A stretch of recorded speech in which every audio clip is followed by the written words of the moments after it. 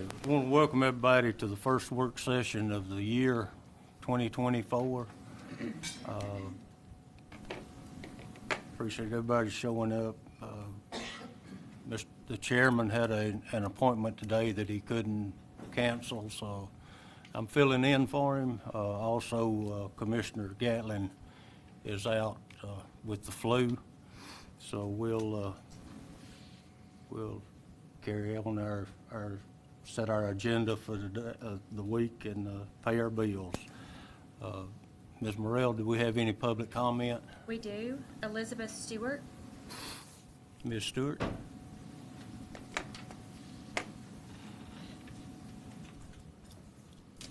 Good morning. Good morning. Thank you all for having me. Over the last 9 months, there has been extensive work done by the governor's office and conservative groups statewide to investigate the extent of sexual material in Alabama libraries. The governor gave specific marching orders in September and October of last year addressed to every local library system in the state and the Alabama Public Library Services. She asked them to seriously evaluate the benefits of the American Library Association affiliation, policy concerning book relocation, timeliness of responding to parental concerns over books, and a policy to be considered for book placement at every local library.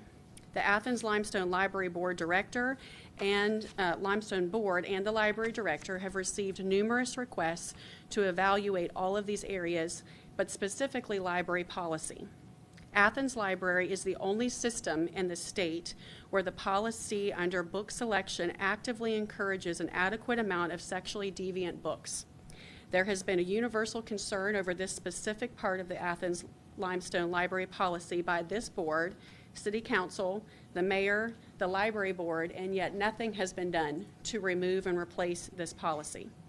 The library chair, Chris Anderson, has said it's going to take months to address library policy. He's going to have to speak with lawyers. He's going to need more feedback from the community. Why? Why does it take months? And also, it has been months. He was let know of these concerns back in October, and nothing has been done.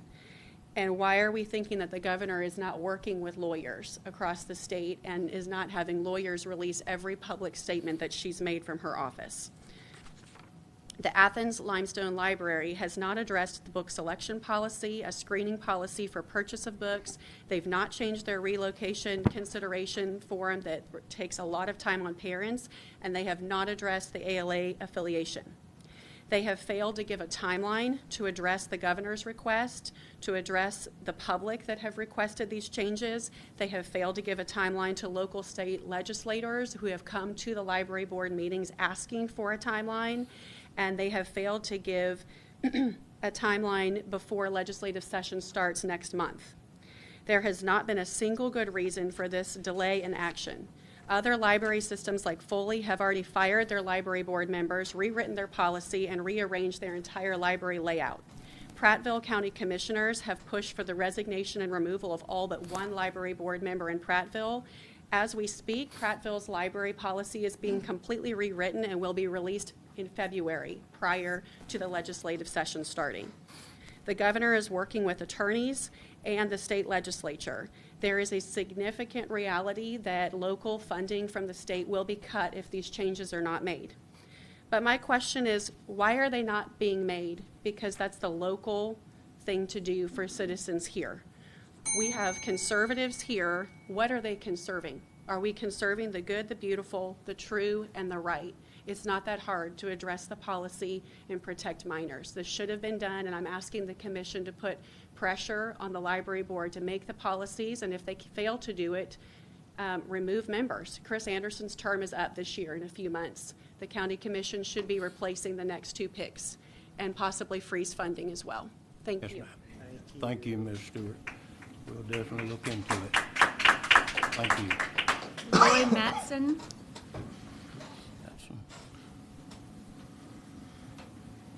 Good morning, gentlemen. It's a pleasure to be here, and I'm addressing that same policy. The letter I just handed you addresses this concern. And the reason I'm coming up here is there's a news story out just yesterday about a 10-year-old boy who was arrested in Sacramento for shooting his 10-year-old neighbor. And the problem there is not just the boy. The problem there was his father was a felon who left a loaded handgun laying around for his 10-year-old to find. And what we're doing here is we're leaving a loaded handgun around for kids to check out trash out of the library. Children can go into our library right now and get pornographic, perverse, degenerate stuff and read it and have their minds polluted and treat their peers wrongly, right, in an inappropriate way, get junk put in their head, and we are adults who are sitting around saying, oh, well, we need to study this for 6 more months to determine whether our minor children should be reading pornography and homosexual literature in the library. We need to do a study. We need to wait and think about whether we want to be associated with the ALA. I don't think we need to wait for anything. We're asking you as the leaders and people in authority in this community to take action. And if the library is not willing to do it right away, someone needs to be removed from their position. Because there's no reason why this can't be done quickly, right? This letter that I just handed out to you was sent in October. The governor's been moving on this for months. Local communities have already taken action, gotten things done, and our library's doing nothing. They're doing nothing.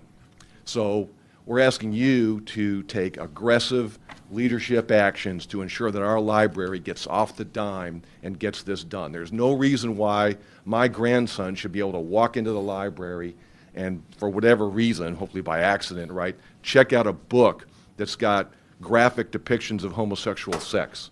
That should not be happening, right? And as an adult in this community, I want to see that stopped. And I'm asking you to make sure it's stopped, not next year, not in the next 6 months, but in the next few weeks. Thank you very much.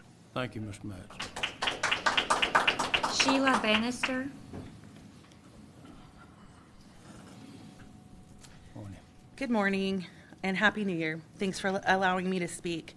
Today I want to address issues regarding transparency and accountability of county boards. I've been told that it's difficult for this commission at times to find members to sit on the boards. After recently learning about a couple boards that needed new appointees, I went to the county website to find out more information and how to apply for these positions. After multiple search attempts, I could not find one posting on these boards. I then searched to see if I could find information on any boards and could not find any information. As citizens of this county, it's our right to know what boards are making decisions on our behalf, how they are determining taxes and fees, and to know who is serving in those positions. Our county government needs to do a better job in communicating and being transparent in this area. But while this information is important, what I'm most concerned about is the accountability. And here are just 2 examples that I want to share with you. First is with the Revenue Commission Board. The last property tax assessment cycle disseminated significant tax increases across the county. I've spoken to many neighbors and friends in the county, and almost all have experienced similar property tax hikes as the one I will share now. Our property on Citation Drive in Madison city limits, which is just under a half acre and fully developed, received a 24% property tax increase imposed from 2022 to 2023. Our 4-acre undeveloped property on Hastings Drive in the county, which had no capital improvements made to it during that time period, was assessed a 50% tax increase. This more than doubled the assessed fair market value of the land. Of course, we refuted this tax increase, and the commission admitted that the land had been wrongly assessed. While they did reduce a small portion of the tax, the county land still received a greater tax percentage increase than our Madison City property. The Revenue Service clearly did not do their job accurately, and the continual excessive tax hikes each year are placing significant financial burden and stress on families.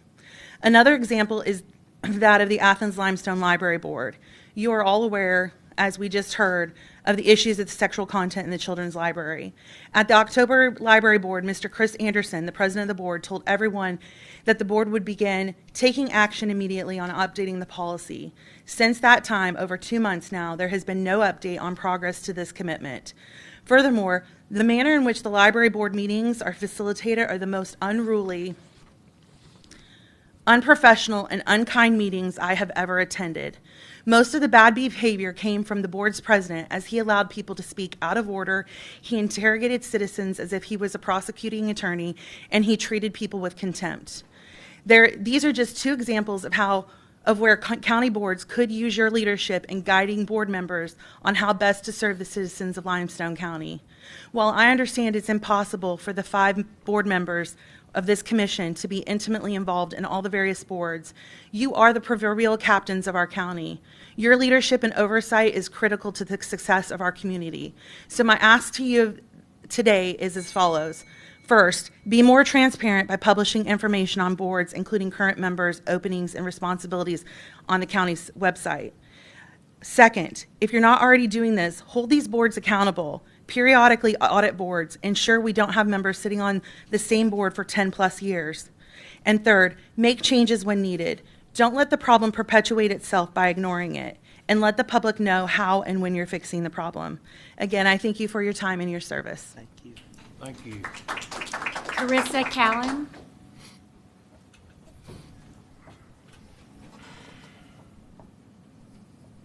Good morning. Good morning. My reason for speaking to you today is to ask you to hold the Athens Limestone County Board accountable for policy changes. At the last library board meeting held on December 6th, the board members admitted that they had not looked at their own policy in years. The concern is that their policy includes language from the American Library Association, which is known for their leftist ideology, Marxist beliefs, and a push for gender ideology at all levels and for all ages, including birth through age 17. So will you financially hold the Athens Limestone Library Board of Trustees accountable to ensure that their policy is updated to include language that protects children from exposure to graphic illustrations and sexually explicit descriptions of rape and sexual acts of all kinds? Furthermore, 2 of the 5 library board positions are supposed to be appointed by you, the county commissioners. Right now, all 5 are currently city appointees. So will you request the records of the current members to determine how far back those positions were once held by county commissioners and request that those be replaced immediately so that your voice can be heard on the board? That's all I have. Thank you. Hey, thank you. No further comments. No more No further comments? All right, thank you all, and we'll definitely look into this for you. So we'll set our agenda now. We'll have the minutes from December 18th, 2023. Anybody have a problem with that? Everybody read the minutes, know what's going on? All right, we'll have the claims for the county that amounts to $1,865,645.97. We'll pay our bills. That'll be the last ones for last year, so anyway, we'll take care of that. Everybody okay with that? All right. Don't have any conflict of interest, no public hearing, no resolution or orders, no contracts, agreements, MOUs, and grants, no budget revisions, no emergency purchases, no board appointments, no awards of bids or quotes on personnel policies and staffing actions. We have 2 items on it, well, 3.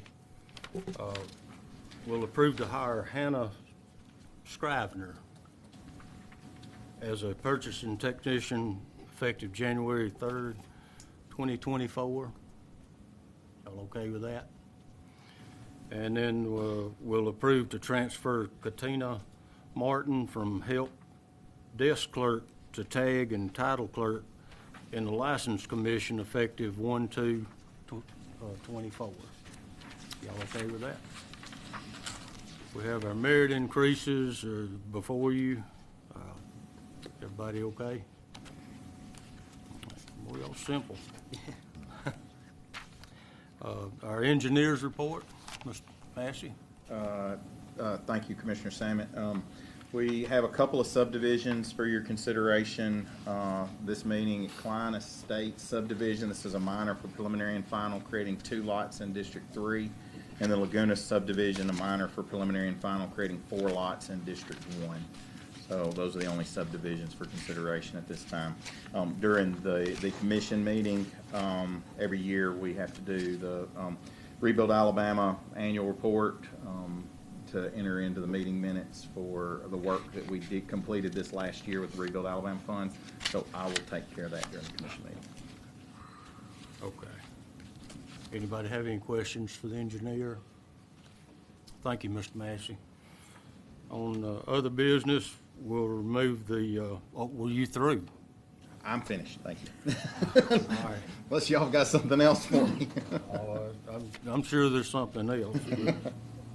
We can hold off on it. On other business, we'll remove the following from inventory.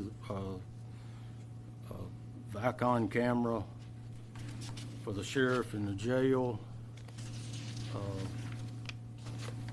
And we'll transfer the following from, well, is everybody okay with that? All right.